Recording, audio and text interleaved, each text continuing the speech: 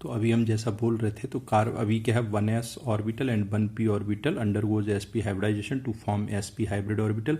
अब देखो ये स्फेरिकल है, ये डंबल शेप है, लेकिन जो sp हाइब्रिडाइजेशन हाइब्रिड ऑर्बिटल बन रहा है उसमें एक लोब बड़ा दिखाया है और एक लोब छोटा दिखाया है। अब कार्बन के पास मैंने कहा था 2 sp हाइब्रिड ऑर्बिटल हैं, तो ये कार्बन एटम है, एक sp हाइब्रिड ऑर्बिटल ये पड़ा हुआ है और एक sp हाइब्रिड ऑर्बिटल ये पड़ा हुआ है, और ये एक दूसरे के बीच में 180 डिग्री का एंगल है, और ये जो स्ट्रक्चर कहलाती है ना, लीनियर स्ट्रक्चर कहलाती है। अब इसी को हमने एसिटिलीन में समझाना है, तो एसिटिलीन में C2H4 है, इसका जो C2H2 आपने फार्मूला देखा C2H2, तो एक कार्बन ये है और एक कार्बन ये है। इस कार्बन के पास भी sp हाइब्रिड ऑर्बिटल है और इस कार्बन के पास भी sp हाइब्रिड। नीले पेन से जो हमने दिखाए हैं वो sp हाइब्रिड ऑर्बिटल ये दिखाया है एक, और एक इस कार्बन का sp हाइब्रिड ऑर्बिटल ये दिखाया है। ऐसे इस कार्बन का एक sp हाइब्रिड ऑर्बिटल ये दिखाया है और एक sp हाइब्रिड ऑर्बिटल ये दिखाया है। ये जो दोनों आपको रेड पेन से दिखाए हैं ये प्योर p ऑर्बिटल जो ये पड़े हुए थे, ये 2 प्योर p इस कार्बन के पास भी हैं और 2 प्योर p इस कार्बन के पास भी हैं। तो इन दोनों sp हाइब्रिड ऑर्बिटल ने एक्सियल ओवरलैपिंग या शिरो द्वारा अतिव्यापन किया है, एंड टू एंड ओवरलैपिंग किया तो सिग्मा बॉन्ड बन गया। इधर जो हाइड्रोजन 2 दिखाए हैं, तो एक हाइड्रोजन का s, क्योंकि हाइड्रोजन के पास एक ही होता है 1s1, तो ये स्फेरिकल होता है, इसने इस sp हाइब्रिड ऑर्बिटल से ओवरलैपिंग कर ली और इसने इस वाले हाइब्रिड ऑर्बिटल से ओवरलैपिंग कर ली, तो इसके बीच में सिग्मा बॉन्ड और इसके बीच में, मैंने ये कहा था प्योर p जो है ऑर्बिटल वो केवल पाई बॉन्ड बनाते हैं, तो इनकी जो ओवरलैपिंग है ना तो पार्शियली, जैसे हम बोलते हैं पार्श्वी अतिव्यापन, ये जो साइड वाइज ओवरलैपिंग से बनेगा, तो एक साइड वाइज ओवरलैपिंग ये हो जाएगी और एक साइड वाइज ओवरलैपिंग ये हो जाएगी, तो इसमें 2 पाई बनेंगे और एक सिग्मा।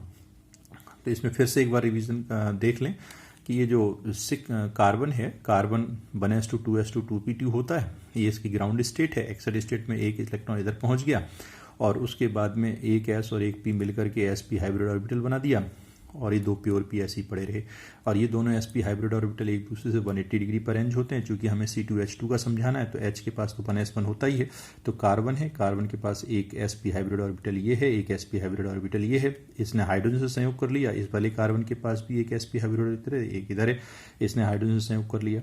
अब इन दोनों ने आपस में sp हाइब्रिड ऑर्बिटल से संयोग कर लिया, तो एक सिग्मा एक सिग्मा एक सिग्मा ये बन गया, और बाकी 2 प्योर p बचे थे, इन्होंने पाई बॉन्ड बना लिया। तो इसका स्ट्रक्चर जो है लगभग ऐसा बन जाता है। ये सामने आपका स्ट्रक्चर है, ये कार्बन इसके साथ कोवेलेंट सिग्मा बॉन्ड बन गया, इधर भी कार्बन ने हाइड्रोजन के साथ सिग्मा बॉन्ड बनाया, एक सिग्मा बॉन्ड ये बना था आपस में, और ये 2 जो आपस में पार्शियली या हम कह सकते हैं साइड वाइज ओवरलैपिंग कर रहे थे, पार्शियल अतिव्यापन जो कर रहे थे, उनके बीच में ये पाई बॉन्ड बन गया। इसी प्रकार से हम sp2 हाइब्रिडाइजेशन को समझ लें तो परिभाषा तो वही रहेगी, जब किसी एटम के 1s और 2p एटॉमिक ऑर्बिटल मिलकर के 3 समान ऊर्जा के sp2 संकर कक्षक बनाते हैं, तो इस फिनोमेना को sp2 हाइब्रिडाइजेशन कहते हैं।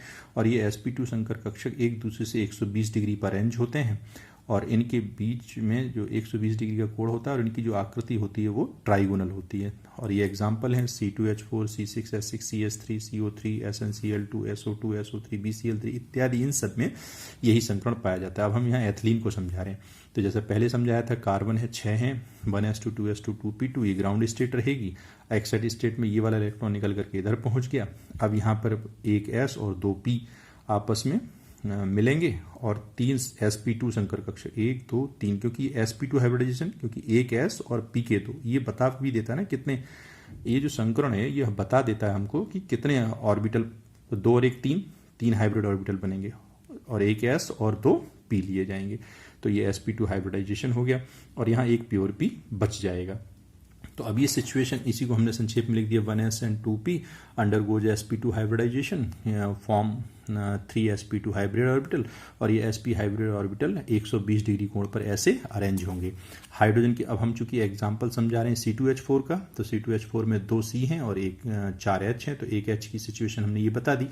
अब यहाँ देखेंगे ये कार्बन है, ये कार्बन है, 2 कार्बन हो गए, तो 2 कार्बन का एक sp2 हाइब्रिड ऑर्बिटल आपस में हेड टू हेड ओवरलैपिंग कर रहा है, तो इसमें सिग्मा बॉन्ड बन जाएगा। और इधर ये sp2 हाइब्रिड ऑर्बिटल, ये sp2 हाइब्रिड ऑर्बिटल, ये sp2 हाइब्रिड ऑर्बिटल और ये sp2 हाइब्रिड ऑर्बिटल, ये हाइड्रोजन के साथ में सिग्मा बॉन्ड बना रहे हैं। और एक जो प्योर p आपके पास बचा था, वो प्योर p जिसने हाइब्रिडाइजेशन में हिस्सा नहीं लिया था, वो आपस में साइड वाइज ओवरलैपिंग कर लेगा तो एक पाई बॉन्ड बन जाएगा। अर्थात इसकी जो स्ट्रक्चर है वो ये रहेगी 1 सिग्मा 2 सिग्मा 3 सिग्मा 4। अब ये जो बीच का कोण है ये वाला, ये सबके बीच में 120, ये कोण जो है वो 120 रहेगा। और इनकी जो आकृति है ना वो आप ऐसे देखेंगे तो ये एक ट्राइगोनल बन रही है, या ऐसे देखेंगे तो ये इनकी जो आकृति है वो लगभग ऐसे करके ट्राइगोनल बनेगी। तो इसलिए इनकी आकृति ट्राइगोनल होती है और इनके बीच में 120 डिग्री का कोण होता है।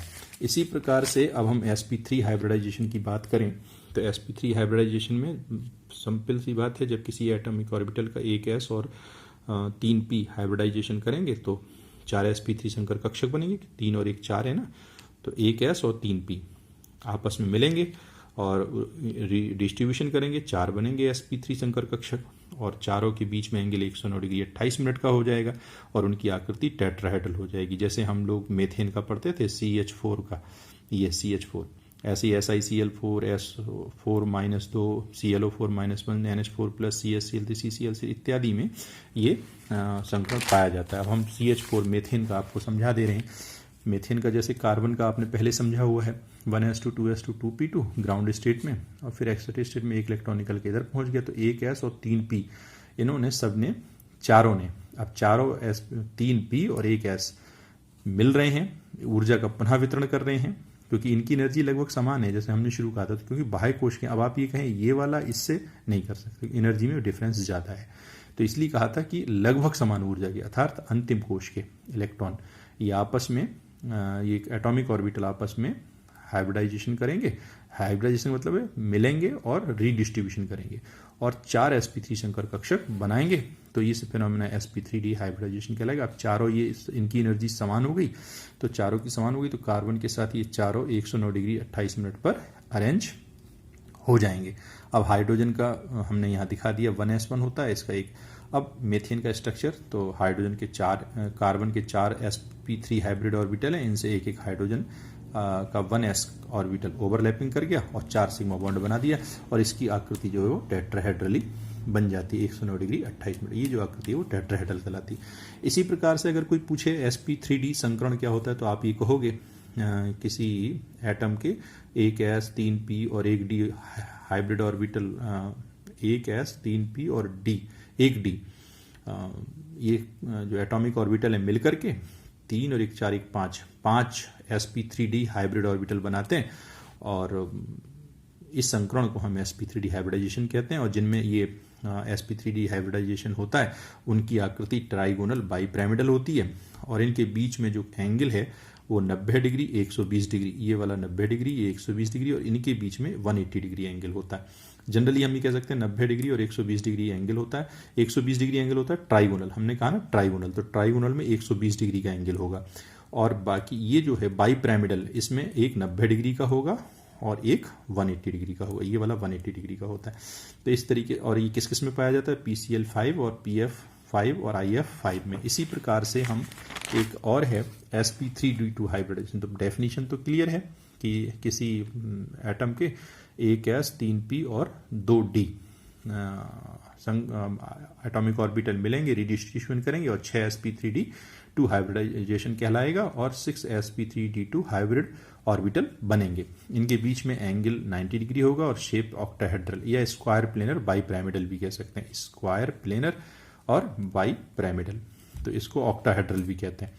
ये आपके सामने SF6 SnCl6 और इसको दिखाया गया, इनके बीच में एंगल 90 डिग्री का होता है। अब जब sp3d3 संकरण होता है ये, तो इसमें 3d 3p और 1s कक्षक मिलकर के 7 sp3d हाइब्रिड ऑर्बिटल बनाते हैं। और तो इस का जो स्ट्रक्चर होता है वो कहलाता है ट्राइगोनल बाईपिरामिडल और इसकी जो एंगल होता है वो 72 डिग्री और 90 डिग्री, जैसे IF7। तो यहाँ आपको IF7 का तो ट्राइगोनल बाईपिरामिडल, तो आपको जो IF7 है तो I है 1 2 3 4 5 6 7, इस तरीके से IF7 ट्राइगोनल बाईपिरामिडल की शेप यहाँ पर आपको समझाई गई है। अगले वीडियो में हम आपको MOT समझाएंगे। इसमें जो संकरण के गुण वाला जो टॉपिक है वो अगली PDF जो MOT के साथ भेजी जाएगी, यूनिट का जो 4 का पार्ट 6 होगा, उसमें आपको देखने को मिलेगा। इसमें कोई कंक्लूजन हो, कहीं कोई कन्फ्यूज़न हो तो आप हमसे पूछ सकते हैं।